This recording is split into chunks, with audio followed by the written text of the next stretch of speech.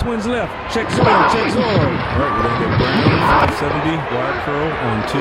4-3 step, smash strong. Open cannon, Mike Pop.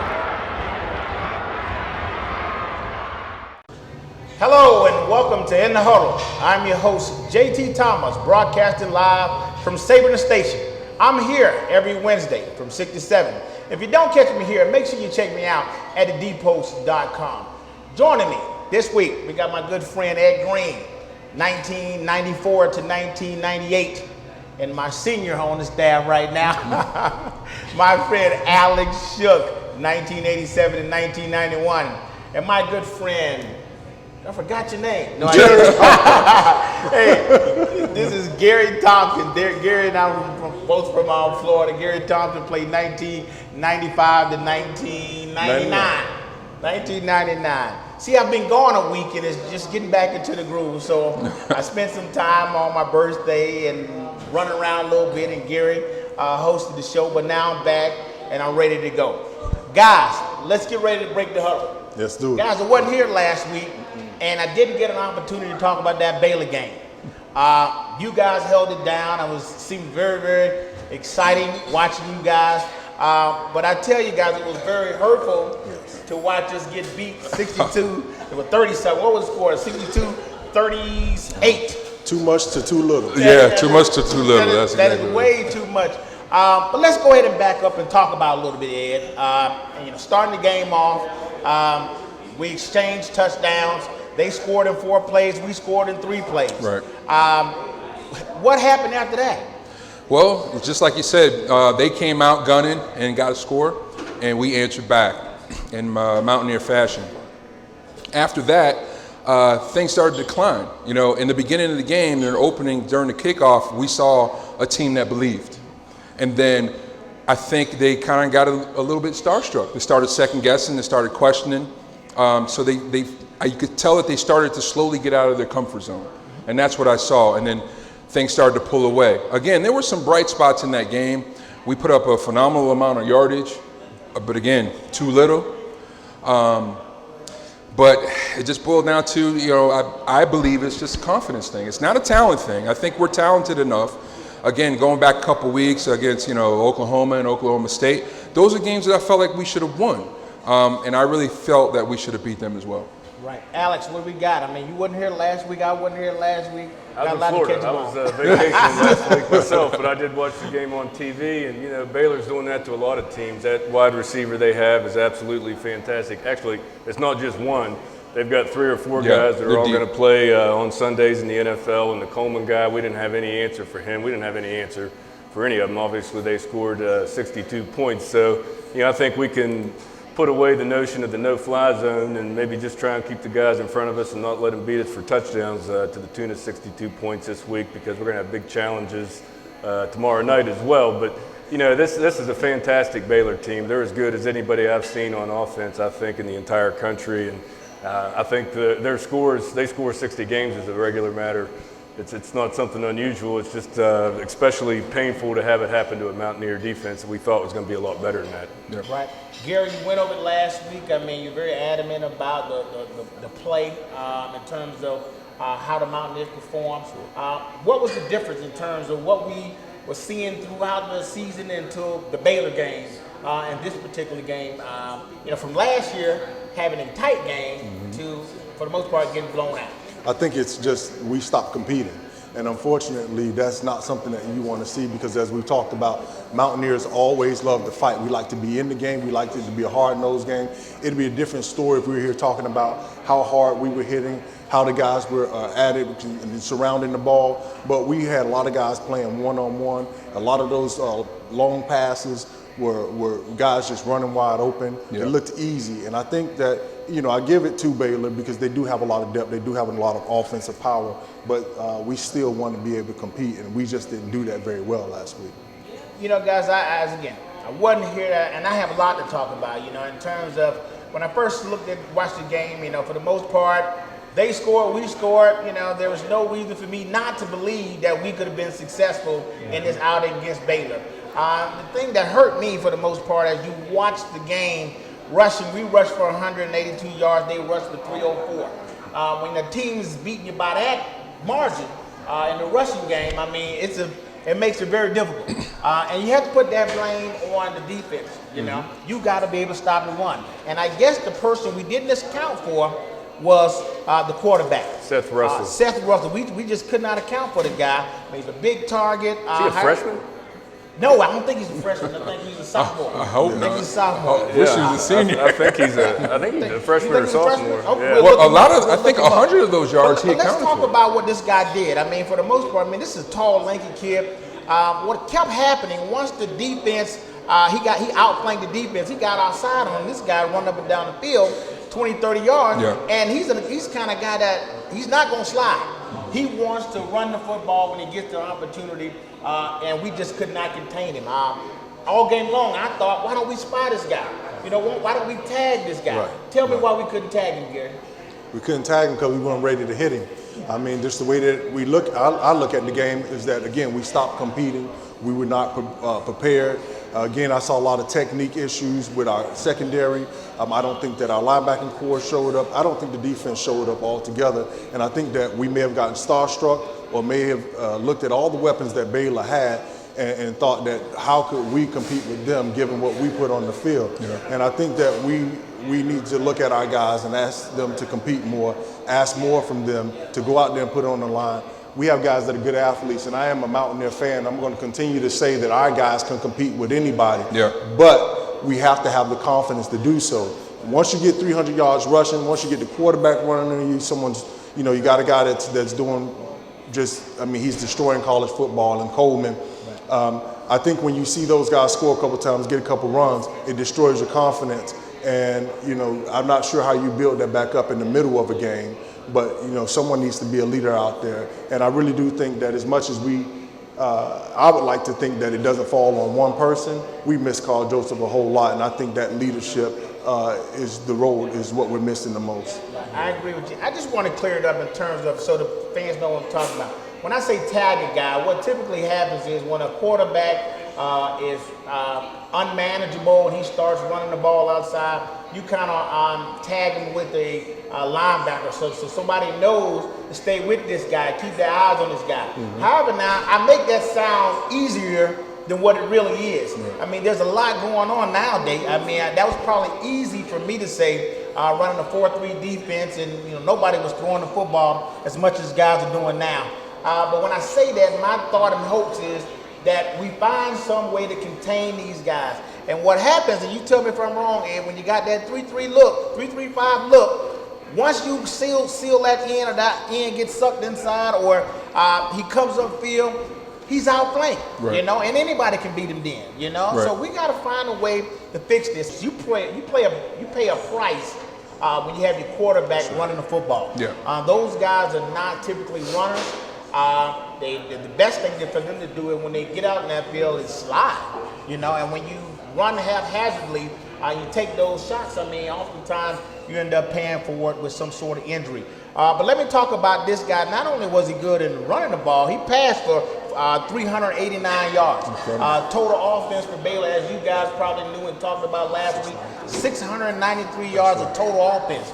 That's a lot of. They can start converting that's over half a mile. Yeah, that is insane. Right, just imagine that, fans. 693 yards of total offense in a football game. Nearly 700 yards of total offense. We're talking about a lot of football being played. And to boot, we had the ball possession-wise longer than they did. Yeah, that's right. So obviously, Baylor thought about what went on last year here in Morgantown. When they had the opportunity to expose us, they did. And again, this doesn't tell me, or I don't feel bad in terms of what level our guys competed at. As you mentioned, Alex, this was a better team that day. And we've seen games like that. We've been a part of games like that. So I wanted to, because you guys went over Baylor so much, Gary, do you remember a game where you felt like, man, we just came through a tough one. We got to get ourselves up. What game was it for you that changed or what a turning point of your season in terms of getting the guys prepared to move on? Well, I think there's several games that I was a part of. Unfortunately, we didn't get the season turned around some of those years. I can remember '96, we lost the game to Miami. I think we were 6-0, 7-0 at that point. The last 10 seconds of the game, they come in and they block a punt against us, and that changed our season.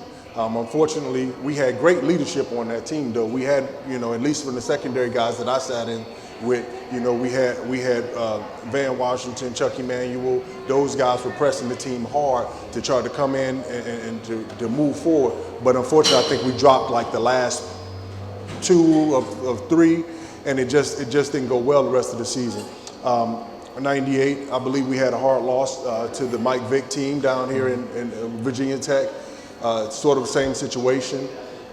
So I've been a part of those difficult losses, but what you have is the team coming together and saying, this is what we need to do as a team. This is what we have to do as a unit. And so although I don't want to blame the players, you're the ones on the field. Someone has to take leadership. Someone has to take responsibility for how bad you lost, even if it is individually where I get on the field and I say, you know what, this team is obviously going to beat us today.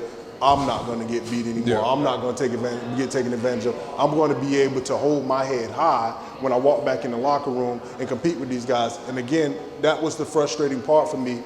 There was no one competing. The team stopped competing.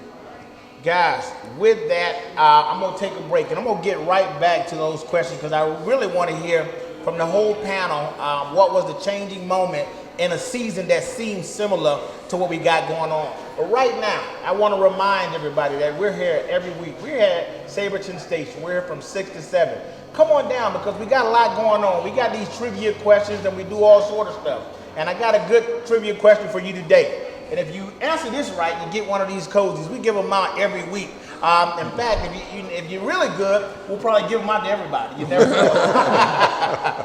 But this is my question. Pay very close attention. When I do these, I like to give a few options. Make sure you raise your hand so we can get the mic over to you so you can answer the question. Here we go. Listen very question. This is a very hard question. What days does the In the Huddle show air? Monday, Thursday, or Wednesday? I got a hand over here. What days does it air? It airs on Thursday. What'd you say? Thursday. You are absolutely correct. You get a cozy. Yes. See, I was thinking people weren't paying attention because we're shooting it live on Wednesday. But just as she said, we're here every Wednesday, but the show will air on Thursdays. So make sure you. If I can, that's my mother. That's your mother? Oh! And she's here visiting in town, and Absolutely. we're going to dinner tonight, and it's her birthday, October 28th. Happy birthday! My wife and mother-in-law with her. That is absolutely. I tell you what, you remind me. In fact, I'm gonna probably get some points because my mother-in-law's birthday is today, so I can say happy birthday to my mother-in-law. Gary, she asked me if Gary Tompkins was going to be on the show today because it's her favorite member of In the Huddle. I think he's lying, but still, I'll take it. I'll take it. You would get all kind of stuff, and we start giving you all sort of stuff here in a little bit. But again, guys, I want to remind you, we're here every Wednesday from 6 to 7 here at Saberton Station. Make sure you come down and check us out. Guys, we'll get right back into it. As I mentioned, I want to hear from you in regard to how, have you gone through some adversity? Have you been a part of the team where we've gone through adversity and we had to regroup and get back on the bike? I think my biggest experience had to deal with, it was after our undefeated season as I came in as a redshirt freshman. That was a pretty magical season. We ran the table. We went 11-0 in the Big East, and what I thought was some pretty stiff competition. The first thing that we really, I see the team kind of look down a little bit was in the second half of the Boston College game, which was the final game of that regular season. We spent so much time and energy staying up so long from the beginning of that season to the end of the season. We saw the energy start to go, and guys started to not believe too much. Like, okay, maybe this one is the one that we're gonna lose. And you could see it and you could feel it, not only amongst the players, but even the coaching staff on the sideline. But then Ed Hill did one thing that changed everything. it changed everything, and it was like a charge back into the team. And then we went on to win that game. But then that following season, we had a rough season for us. You know, we ended up going to kickoff classic, playing Nebraska, and that hurt a lot. We just did not show up at that game. You know, we were running an option against the defense that saw the best option ever executed in football, and then we started to lose some games back to back, and it was at kind of I wouldn't say it was during the Rutgers game, but after the Rutgers game, everyone said that's enough. Right. That's enough. We are better than that. Right. And then things started to turn around. Absolutely. But I believe that's what it takes. It takes that moment. You talk a little bit about having a monkey on your back. Every time that you lose, that monkey gets heavier and heavier. But at some point in time, you got to decide. You know, if the monkey's going to wrestle you, or you going to wrestle the monkey. Mm-hmm. So I think that's what our team needs to do at this point. Right. I agree. But you got Alex. That TCU is more like a gorilla than a monkey. It's a tough game to get healthy it's coming back to play TCU on the road at night. But I agree. Yeah, you don't want the prior game to beat you twice. And that's an old adage. They always say that. And my big experience with that was probably in 1989. We were up 31-9 against Pitt. We were ranked in the top 10. At the time, probably 7, 8, or 9, something like that. And Pitt was pretty highly ranked as well. And they were able to come back and score like 22 unanswered points, kicked a field goal as time was running out in the fourth quarter to tie the game, 31-31. And that was clearly a loss for us. And it really sank. We were coming off a national championship run the year before, and probably were equally as talented because Major was just doing whatever he wanted to do on the field. And we came out and played flat against the Virginia Tech team the next week, and let an inferior Virginia Tech team beat us 12-10 at home, and they danced on our WV and tore banners off of the walls and just had a great old time. So I'll forever hate Virginia Tech. I hated them before that, and I hated them even more after it. But you can't let that bad game beat you twice. And I worry about these guys because we don't have anybody to get well against. We're going to have to play way above our heads, I think, to be able to win this game tomorrow. Right. And guys, why I asked this question, because I think that, it's just relevant in terms of what we have to do. I want to share my experience, and it's right along with you, Ed. I came in the year after that 93 team, 94. As Ed mentioned, we started off the season 1-4. 1-4. We beat Ball State. And then we lost, we started off losing against Nebraska. But I'll tell you the turning point in the game that I remember where things just changed for us. We were heading out to Missouri. We played Missouri at Missouri. And I remember our guys before that game, there was a running back. He was 260 pounds, big guy. We were having trouble. Kentrell Barber was playing fullback for us. Yeah. And we had to have him practice that running back because the guy that we were going to tackle at the running back position was about 260 pounds. And I remember we were struggling that game, and I remember halftime, we had made a commitment to get it together. And I remember a local guy, David Mayfield from Morgantown High. I remember this running back bust through the line. This 260-pound back comes smashing through the line, and Dave Mayfield, 179, 180, if that, maybe, comes up and just lights this guy up, bam, and lights just cut on for everybody. Yeah. You know what I mean? This was, again, so I wanted to articulate that to you, the fans, to everybody, to say, listen, when you think we're down, those guys are very resilient. All right, when they get it together, make a decision to get it together, they can do it. They can do it against any team. And keep in mind, this still is a young team. We got a receiver that's a freshman. One's a redshirt freshman, the other's a freshman. Yeah. We got a quarterback who's only seen one. This is his first full year. Yeah. You know what I mean? So guys and fans, don't be sitting out there pouting. This is Mountaineer football. We can figure this thing out. So I wanted to make sure we were able to share those stories so people know, listen, these guys ain't sitting back here licking their wounds. Right. They're getting ready for the next opponent, and then that next opponent is TCU. And as you mentioned, that's a big pill to swallow coming. Well, as we go to TCU this upcoming week. So again, I just wanted to remind everybody, guys, this is football. This is what we do. We'll continue to do it. To keep moving forward, I'll turn that right on into TCU. We'll talk about TCU. They come in with 7-0. Are they 7-0? 6-0. 6-0. 6-0. 6-0. And number 3, right? They're number 3. They're 5. I saw one poll. They were like 3-2. They're 5. Okay. With them coming in the top 5 in the country, all right? The Mountaineers got to go see them. How do we fare, Ed? I think we fare well, and don't think that because TCU is sitting at the number 5 position and they're undefeated that they're going to take us lightly.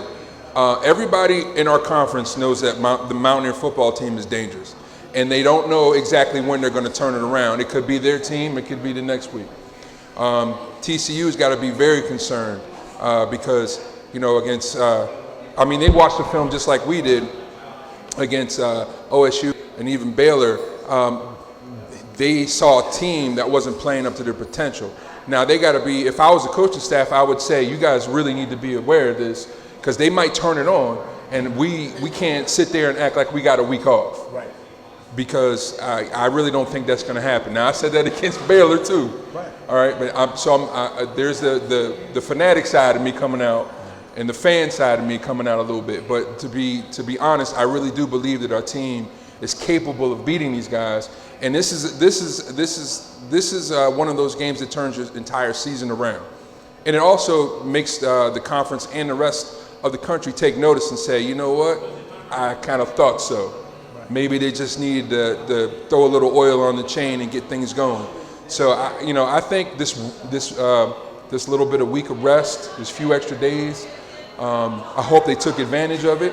Everybody's ready to go. I hope the mental game is at an all-time high because that's where I see the failures at.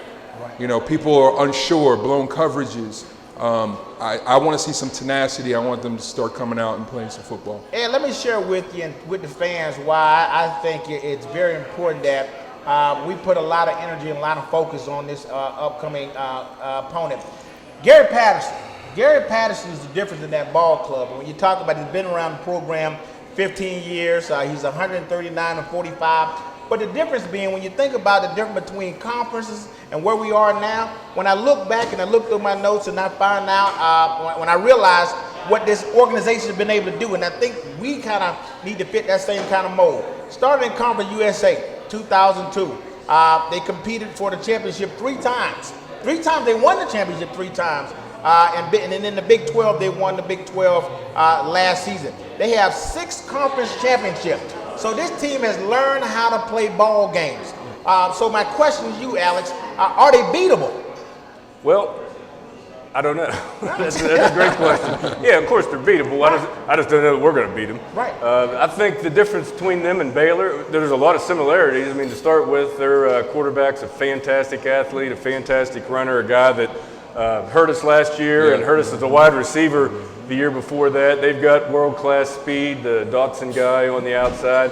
But I think the difference between them and Baylor is that they don't have the defensive guys that Baylor has, that their weakness is on defense, and teams have been able to score on them. Texas Tech really took them to the wire and probably should have beat them.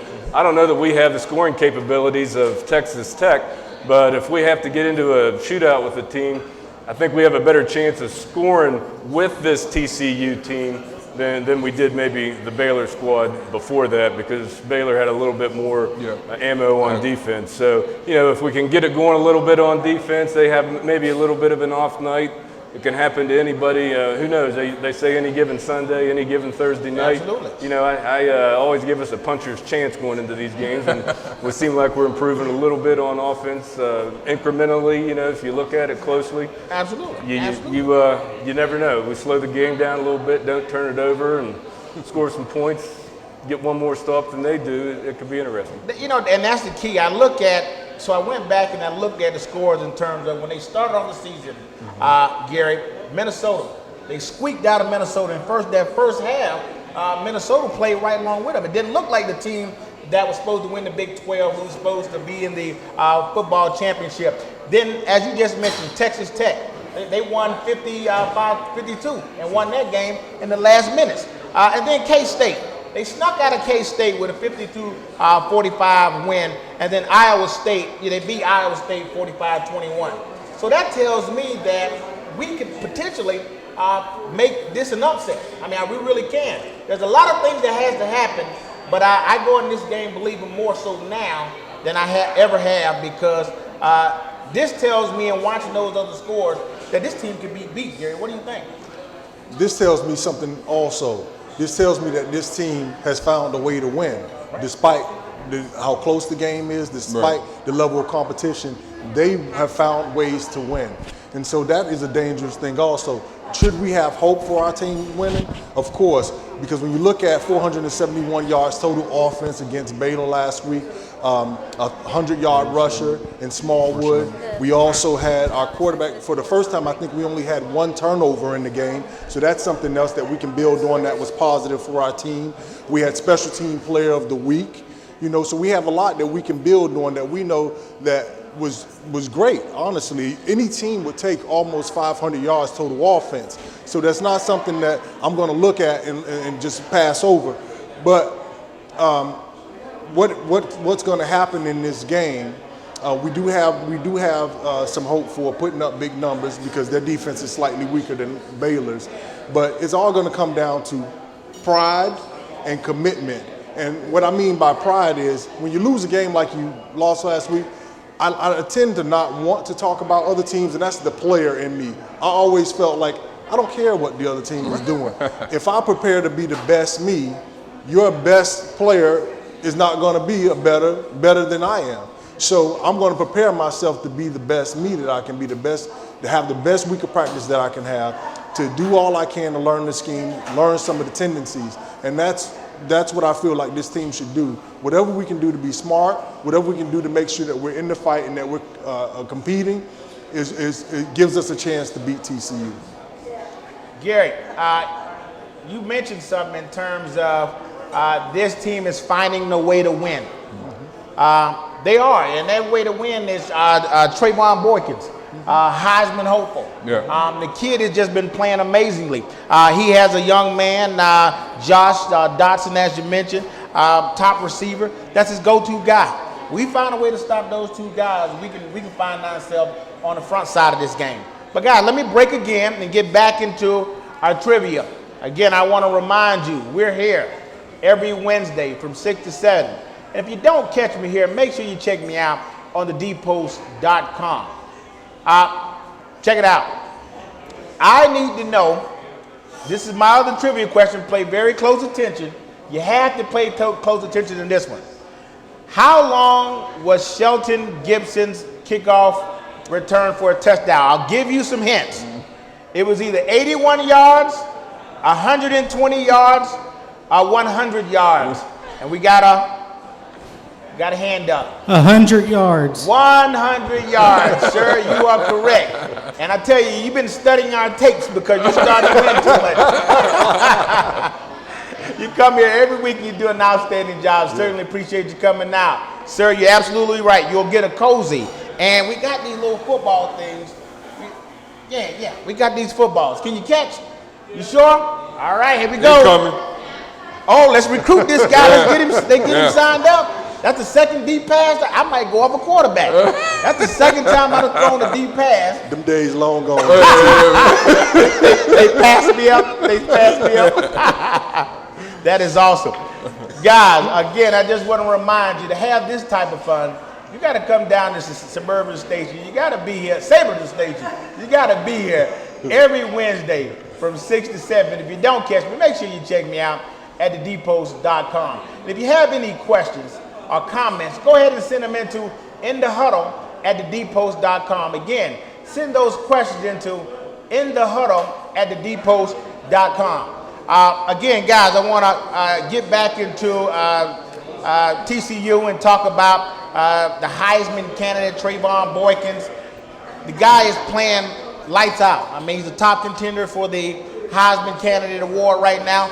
Ed, is he stoppable? Can we put some hats on this guy? Well, if we want to win, we're going to have to. Is he stoppable? Yes. How do we stop him? I don't know. But I do know that it's not gonna happen without these guys flying around and trying to make some big plays. Again, I don't know too much about what our scheme's going to be this week. I do know in the last couple weeks we've seen some major holes in our defense, some issues, some missed assignments. I just hope this extra time allowed them to get a little bit more academic and to minimize those mistakes. Again, it's going to come down to playing a really clean football, no mistakes, no missed assignments. That's how you beat that guy.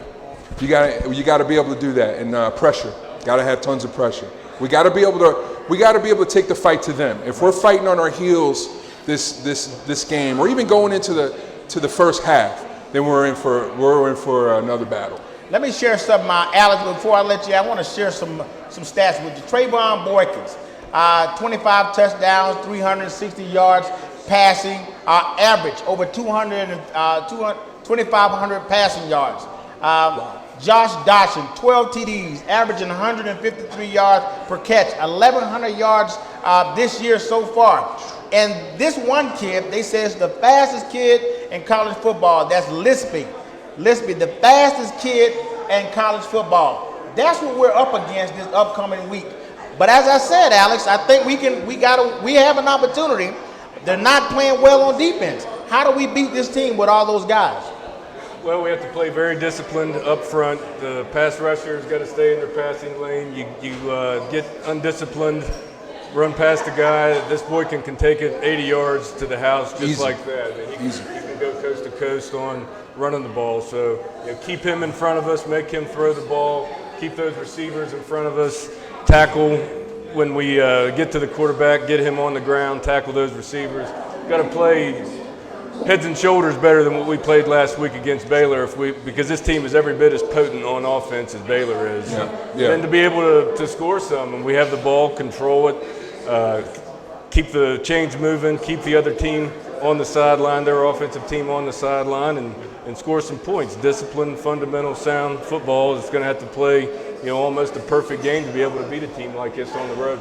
Right, guys, I've talked a lot about everybody else and have limited information on the Mountaineers.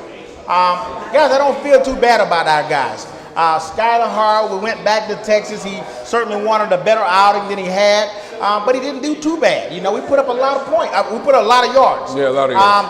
And again, I just think the kid is just slowly but surely finding his way. What does Skylar Howard have to do in terms of getting better this week? We're going back to Texas, so obviously he's going to be back in his backyard, and hopefully he doesn't get overexcited and take this game one play at a time. What does Skylar Howard have to do specifically to have a better game this week? I think he needs to play his reads, play his game when he has the opportunity to pick up a first down, run the ball. He gave up a couple times I thought where he had a nice run in front of him and he tried to force the ball into coverage. So take what the defense gives you, protect the football.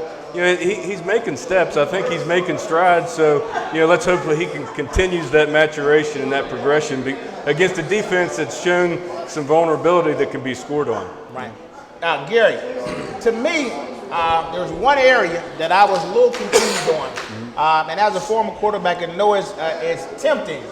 But we missed out on a couple fourth down conversions where we should have possibly thrown short routes when we went deep. Right. We got one picked off, and it was just challenging for him to make the right decision on those fourth down conversions. What does he have to do in terms of making the right decisions against a defense that know he's trying to make something big when happen when he's behind? What does he have to do? Well, at this point, I don't think Skylar can afford to be the guy that says, I need to get hit in order to play well. I need to get hit to get ready. I think what has to happen is he has to take ownership of our team. He has to, at least this week, I hope, he's went to the team and decided to take leadership and take ownership of the team. He has to do what Alex said. He has to go into the game. He has to play his keys, make sure he makes the right reads, and then deliver the football with confidence. He's going back to Texas, so that should be a plus for us because he's been there once. He's back home. He knows what it feels like. He doesn't have to play for his mom anymore. Right. He doesn't have to excite his high school girlfriend. He doesn't have to do anything like that. He just has to go out there and play and be a good football player. And like I know, it comes to a point where you get that feeling that just says, you know what, I'm just going to be me. I'm going to be the JT I know how to be. I'm going to be the Gary I know how to be. And I'm going to go ahead and be a good football player. And I think if he takes ownership of his, recognizing that he's the leader of that offense and that he should, in part, leader of that team, just by nature being the quarterback, if he does that, then he should play a good game. He should do well. And I agree with that. I mean, right now, we actually have more weapons with this new kid, David Steele. Yeah. David Seals. The kid comes out, they burn his red shirt, goes out, scores a touchdown, and said he's going to be a quarterback, but he's playing right now. So right now, I see in the lineup, we got Sheldon Gibson, we got Javon Durant, now we have David Seals. More weapons on the field for Skyler. So hopefully he takes advantage of that and spread the ball a little bit around. And you know, one thing y'all mentioned on the show is my boot and waggle. Yes. We scored with the boot and waggle, which gave him more options. Yeah. They got to be able to utilize that and hit every player. Ed, talk to me about this kid, David Seals. Is he the real deal? I think he is. He's young. You know, a lot of times for a coach to have somebody burn their red shirt, that means they're ready to play, and they can use them right now. So that means that he really has, you know, when I say he, when I'm talking about our head coach, I think he has some plans to integrate him and integrate him quickly. We need a jolt somewhere on that offense. Again, we've been putting up decent numbers, but we need a little bit more firepower, and I think that's going to bring it. Now, if I was TCU, I'd be concerned about that, Right. because this young man has displayed some speed, he's got some power, and he's not afraid to play at the 1A level. So I think that's going to be a good thing. I think we'll look for some big things to happen this week with him, at least some definite opportunities. You know, talk a little bit about Skyler Howard. I think last week was a better showing for him, for sure, and I agree. What everybody was saying, I just like to see him go back to weeks 1, 2, and 3. He showed a whole lot of generalship. He showed a lot of leadership, and he was fired up. He was fired. You can see him fired up in the huddle. You can see him fired up on the sideline. I'm not seeing that anymore. Right. So, is the confidence gone out the window? I'm not quite sure. I think he just might be overthinking. I think we need to get back to basics. But I think this week, you know, on offense, I think we're going to see we might see some more of that boot and waggle. Maybe the coach is watching the show. Right. I'm telling you, I call for that boot and waggle, and every time we've done it, we've scored on it. We didn't just make first downs. Remember that, Coach? We scored on the boot and waggle, and I talk about it every week. Every time we've done it, we've scored. And guys, I'll tell you why I think, again, I played quarterback, right? The challenge is for Skyler, he's under 6 foot tall. Right. He's under 6 foot tall. He is throwing in between lanes right now. He has to wait for the lane to open up and see his guy. You pointed out in the earlier the season, hitting that drag route, that dig route. You know, he's been missing that because he's throwing in windows. Mm-hmm. The best way to combat that, get that kid outside, give him some option. Mm-hmm. Bring that tight end across the field. Give him some option, either run or pass. Right. If we do that, I just see better things happen for us. I certainly ain't paid the big bucks to make those kind of decisions. But I'm a money quarterback. So again, the boot and waggle for me is the way to go. But let me get back to our defense because Alex, I think you pointed out correctly when you and I started. I almost call this defense the second coming. And it's just been very tough for us. But I will say this: Nick Kedakowski has done a decent job at that linebacker spot. Jared Barber's back. Nick has really shown that he's a leader on that football team. In fact, I wish he was a little more vocal and kind of get on those secondary guys so he can get everybody moving in the right direction. But the defense ain't playing really bad. I mean, the score is not representative of what we played last week. I just thought once it got past us, it became too difficult for us. What do we think about that defense? Well, we're in bad shape in the secondary, right. I think, going into this game. I mean, I'm concerned we're not going to have Chestnut. He's going to be out with an injury. Ricky Rumpf, I believe, had a family member pass away. And, of course, we lost the heart and soul of our defense, Carl Joseph, in a practice incident. And, that's one of the better players in college football. So, those are some tough blows to absorb, and it's going to be up to the next guy in line to step up to the plate and come in there and play. So, it would be nice to have a little bit of a breather, but that's not the life we live in the Big 12 when we go from from Oklahoma to Oklahoma State to Baylor to the frying pan. It just doesn't get any easier for us. So hopefully, we can step up to the plate, play above our heads, slow this team down a little bit. But it's scary. Yeah. Got to be really short-handed on the back end of things, and that's where this team can burn you. Right. And I guess the best way that you can combat something like this, and I'm kind of concerned about it because when we start bringing the house, we you know what I mean? That's the way we're going to kind of deal with it. Right. To help out that back end, we're going to probably start doing some stuff up front. We're going to be sending those backers, and they're going to be on the island for the most part. So, I mean, I would agree with you. You're kind of concerned about it, but then you put a lot of pressure on our defensive linemen to play better, and you put a lot of pressure on those linebackers to really step up when you're hurting on that back end. Gary, what do we got to do?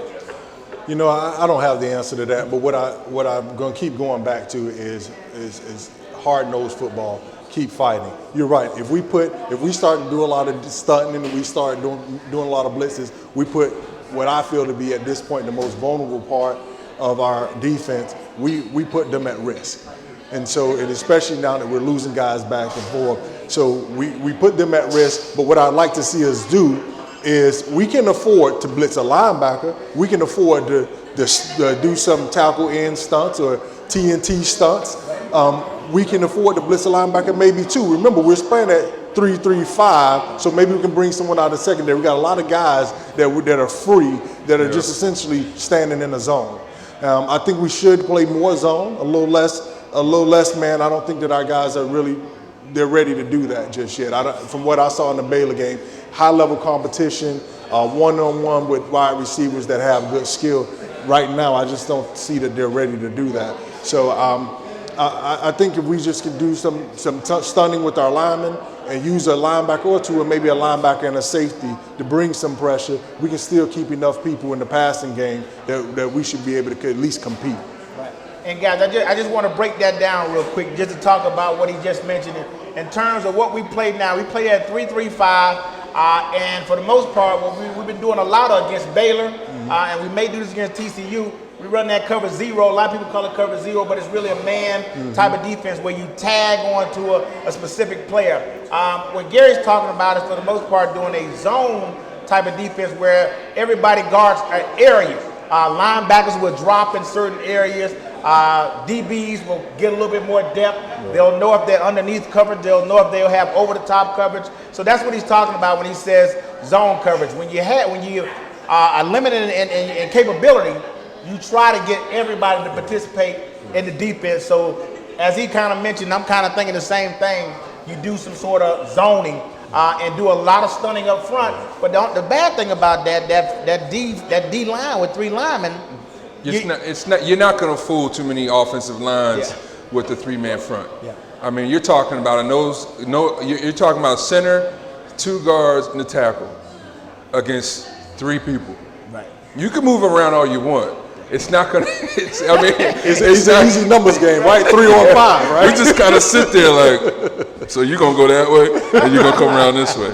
I mean, how do we get pressure up front if we have to stay in the zone? Right.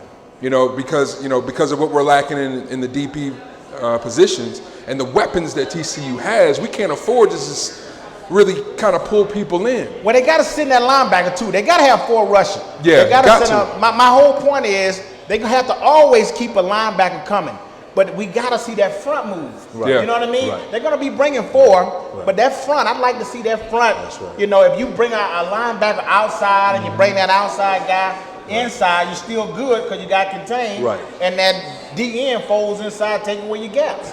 You know what I mean? You might as well try something at this point in time. So I have to say I disagree with what you said earlier when you said the defense wasn't too bad. I thought 693 yards, that's pretty bad, man. They may take a knee at the end. 70. So they may have had 700 yards total. So, I'd like to see something else happen. Right, go for it. Try something at this point. Go for broke. I really believe that this quarterback will put up astronomical numbers if we can't pressure him. And Dana Holgerson has got to know that. So there has to be something put in that defensive package that's going to get to this guy. We got after it. We pressured him last year. I think we only sacked him one time, but we were in his face a lot last year. We contained him for the most part. We have some history with this team. We should have beat him last year. Yeah. I guess should have, could have, would have. Right. Yeah, they kick a last-second field goal on us, but we held that team pretty much in check, probably as good as anybody that played that team last year. I So agree. and then we beat them at their place the year before. So, like I said, we got a puncher's chance any given Thursday. You never know what's going to happen. Let me break right there because I want to give you one trivia question before we go to audience questions, right? Keep in mind what if you was paying attention, you may get this answer right. The Blue Bonnet Bowl, 1984. West Virginia, TCU. Who won that game? I got one right here. West Virginia. You're absolutely right, sir.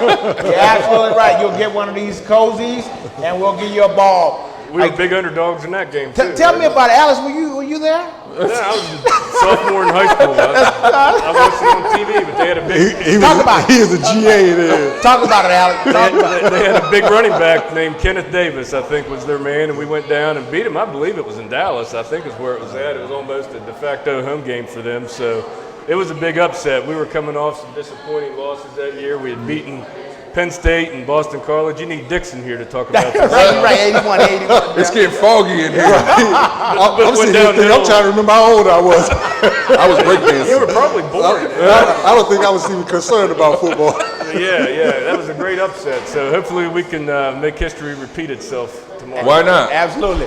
To Alex's point, it's been done before. So, guys, at this point, we're going to go to audience questions. Audience, we're here every week from 6 to 7. We're here at Sableton Station. If you don't catch me here, make sure you check me out at thedpost.com. So, audience, come on with your questions. We're waiting on your questions. What you got for me? Raise your hand. Don't be or shy. we'll get the mic over to you. There we go. Gotta have a question. I was thinking David. I've been looking at the people who pick the games, and they're saying we're going to beat TCU by a field goal. That's a good point. So that was kind of a comment. The comment, and then we'll talk about it. Our good friend who is here, I don't think you missed I don't think you've missed a taping yet. You have not missed a That taping. is a diehard. Right, he is a diehard. Woo, I love it. Yeah, he always, He does. He does a great job. He's a great fan. He said he's hearing that we can beat TCU by 3. Can we do that? Yeah, we can do it. I firmly believe we can. Again, it's going to come down to a few things that we talked about. But I guess that's the fanatic in me. I believe that we can beat anybody. It's just it's a matter of going out there and executing and do it. I'll take it. He'll take it. I like that. By 3, Gary. Can we do it? Science say an elephant can tie its tail to a daisy and hang over a cliff. You can do just about anything in life with a good imagination. Will we do it is going to be the question. We'll have to see at the end of it all, okay? But can we do it? Yes, I think we can. You know what? That is worth repeating. Gary, go ahead and say that again. Oh, that's classic. I'm going to use that. Modern day science says elephant can tie its tail to a daisy and hang over a cliff. You can prove just about anything. You can say, in theory, you can do just about anything. Woo. Will it actually happen? Yeah. I don't know, and I do think we can beat this team. I do think I'm for us in every game. I really am, and I want us to win every game. I'm going to keep harping on competing. I want our team to compete. Yeah. I want to see jams at the line of scrimmage. You know, Coach Holmes used to tell us, if you're going to run that slant, and I know you're going to run the slant. Pat Green ran the slant in one-on-ones every single time. You knew he was going to do it, and he won most times. Coach Holmes would get mad with us and say, you know what he's going to do. Take the inside away from him and make him run the hump. Regardless, if you have to stand sideways to keep him from running that slant, make him go around you. That's what I mean for our team. If we know what they're going to do, we know how they're going to hand the ball off. We see what they can do against us. We know how we can compete against them. Just go ahead and make it harder for them. Make them come up with the big play. Make them come up with the big catch or the big run. Don't give it to them. Right. Don't let them have it. Go out there and compete, because that's what football is all about. Yeah. All Gary doing is asking you to have an elephant tie his tail to a daisy. That's all we need. That's all he's asking us to do, and we can do that. We can do that, as you mentioned. It can be proven. It can be proven. So, sir, that's a great comment. We got time for one or two more questions or comments. Any more questions? No. Yes, sir. Do you think this is a better matchup this week than against Baylor last week Good for question. West Virginia? The question is this a better matchup this week than it was against Baylor? We'll start with Alex. Yeah, I think Baylor's a better football team from what I've seen than TCU is. And I think we have a better chance of being able to score with TCU, score on TCU than we did Baylor. I think Baylor has some fantastic defensive players. I don't know that they're a great defense, but they have some outstanding players on that defensive line. So, yeah, I see this as a more winnable game than the Baylor game was, and I think we'll play this team a little bit closer and have a better shot at winning the game. I agree. What you got, Ed? I agree. I think Baylor has some boogeymen on the defensive line that created a lot of pressure. I don't think that TCU really has the same type of defensive strengths as, say, Baylor does. I think that we can exploit that as long as our offensive line really plays a solid game, which I believe that they will. They've been getting better every week. And then, I just really believe a few key plays. You're going back to your experience when Dave Mayfield put that 260-pound running back on his behind. That's all it takes. Right. That turns the key, and the next thing you know, you're riding that all season. We just need it. I disagree with the panel. I do not think this is a better matchup. I do not think this is an easier matchup. Do I think Baylor's the better team? Yes. But I don't think the matchup favors us or is any better than it was going into last week's game. And the reason I say that is because on offense, although we had some special players do some special things and come up with a lot of yards last week, one of the things that happened to us is that we called on a lot of our younger players. It's hard to get younger players to show up week in and week out. So we're asking some of these guys to do what they did last week for a second time, and not in the home environment, but away.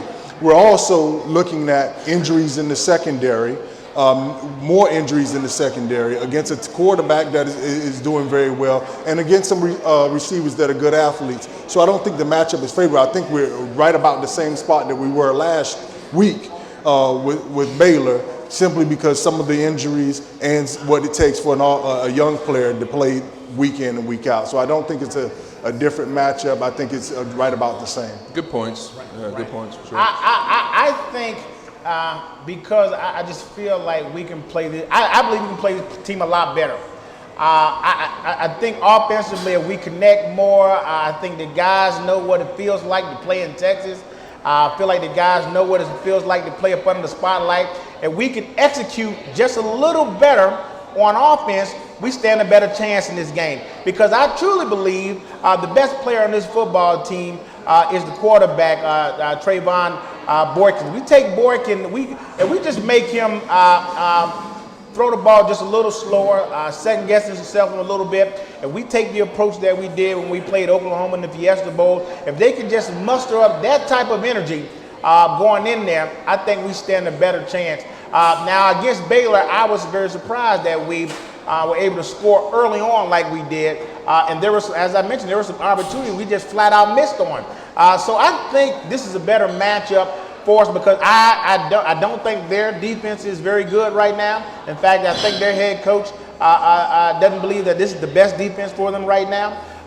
So I would think that this is a better matchup without the injuries. I mean, obviously that's going to be a factor. I'm saying if we get our offense to execute, guys, if you lace your shoes up a little tighter, if you put a extra pair of gloves on, and catch the balls that need to be caught, get up and down the field as you would if we were playing early on in the season, I think we do quite well against this game. I think Oklahoma State goes down there and play a very close game against them. I think that opportunity is there. We just need to seize the moment. Thank you, sir, for your question. Great question. Any more questions before we wrap it up? Guys, I want to thank you all for coming out. I certainly want to thank my panel here, Mr. Green, Mr. Shook, and Mr. Gary Thompson. Guys, we are here every week on Wednesday here at Saberton Station. We're here from 6 to 7. If you don't catch me here, make sure you check us out at thedpost.com. And always remember, if you got a question you don't want to ask it here, send us an email at inthehuddle@thedpost.com. Until next time, huddle up. Good show, guys. Good deal. JT said.